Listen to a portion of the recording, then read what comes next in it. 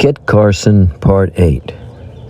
I learned that Fremont had passed the fort a few days before my arrival and had gone on about 75 miles. I wished to have a farewell visit with him and started for his camp. When I arrived, he requested me to join him once more. I could not refuse and again entered his employ as guide and hunter. He sent me back to the fort to purchase mules, and I bought 10 head. Fremont, meanwhile, continued on to the Fontaine-qui-Bouille, which is Soda Springs, and then to Benton's Fort on the South Fork of Platte River, where I rejoined him. Major Fitzpatrick, an old mountaineer, and about 40 men were also in his employ. We separated at Benton's Fort. Fitzpatrick took charge of the main camp, including the carts, etc., and he went to Laramie. Fremont, with 15 men, myself included, struck out up the Thompson's Fork. From there we proceeded to Cache-la-Perdure, thence through the plains of the Laramie, and crossed to the North Fork of the Platte River below the New Park to the Sweetwater. We struck the latter stream about 15 miles above the Devil's Gate and followed the present-day immigrant route to the Soda Springs on Bear River. From here, Fremont set out to explore Great Salt Lake, while I went on to Fort Hall for a fresh supply of provisions. I was well received at the fort and furnished with all that I required. With one companion, I began the return journey and rejoined Fremont at the upper end of the Salt Lake. We traveled around the east side of the lake about 20 miles till we could get a fair view of it. In front of us was a large island, which Fremont determined to examine. We arranged the India rubber boat, and myself and 4 others accompanied him. We landed safely on the island, which is about 15 miles from the mainland, and we took with us fresh water for cooking and remained part of 1 day and a night. We found nothing of any great importance. There were no springs, and the island was perfectly barren. We ascended the mountain and under a shelving rock cut a large cross, which is there to this day. In the morning we started back to the mainland. We had not gone more than a league when the clouds commenced gathering for a storm. Our boat was leaking wind, and one man was continually employed at the bellows. Probably they mean leaking water. Fremont urged us to pull for our lives, saying that if we did not reach the shore before the storm commenced, we would all surely perish. We did our best and arrived in advance of the storm. We had scarcely landed when it commenced, and within an hour the waters had risen 8 or 10 feet. We now ascended Bear River until we got above the lake, where we crossed to the Malade. Ascending it, we went on to Fort Hall, where we met Fitzpatrick and his party.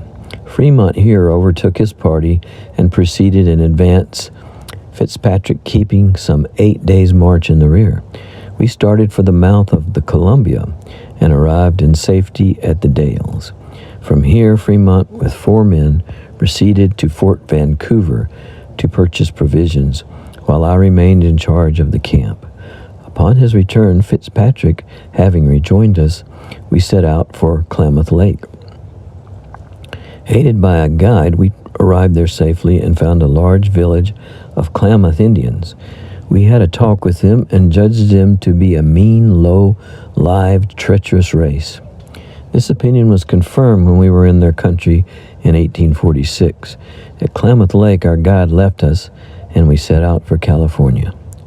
Our course was through a barren, desolate, and unexplored country until we reached the Sierra Nevadas, which we found covered with snow from one end to the other. We were nearly out of provisions, but we had to cross the mountains, let the consequences be what they may. We went as far as we possibly could with our animals, and then we were compelled to send them back. We then commenced making a road through the snow, beating it down with mallets. It was 6 feet deep on the level for a distance of 3 leagues. That's about 9 miles. We made snowshoes and walked about over the snow to find out how far we would have to make a road. It proved to be the distance already stated. Upon reaching the end of the snow, we could see the green valley of the Sacramento, and in the distance the Coast Range.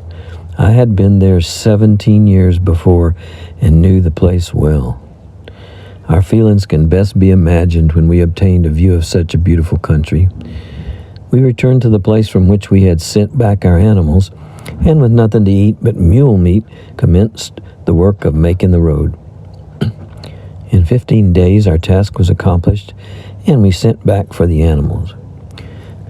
Driven by hunger, they had eaten one another's tails and the leather of the pack saddles. In fact, everything they could lay their hold of. They were in a deplorable condition, and we would frequently kill one to keep it from dying and then use the meat for food.